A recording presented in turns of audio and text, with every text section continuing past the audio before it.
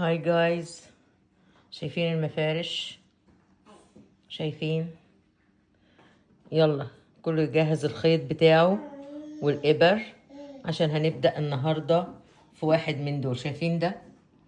هو ده لسه ما خلصش، المفروض ان انا ان شاء الله هخلصه النهاردة، بس انا هبدأ اشتغل معاكم واحد واحد مع بعض، وغرزة غرزة، سطر سطر، بحيث ان الكل يعرف ده طبعا ده شغله سهل خالص، عبارة عن سلسلة وعمود، واي حد مبتدئ ممكن يعمله بكل سهولة، سهل خالص مفهوش اي حاجة. والتاني ده برضو مفهوش اي حاجة برضو، هو بس مشكلته ان هو بس عايز شوية عد بس. والتاني ده شايفين ده التاني خطير، بس لسه ده انا لسه مخلصوش.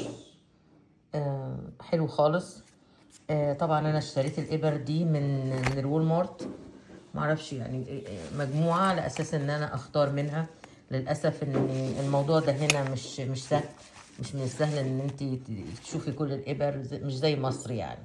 بس اهو بحاول ان انا معاكم ان انا يعني حتى الخيط مش موجود، مش متوفر غير في مكان واحد، وهو ده الخيط اللي انا عرفت ان انا يعني اشتريه على اساس ان احنا نتعلم مع بعض.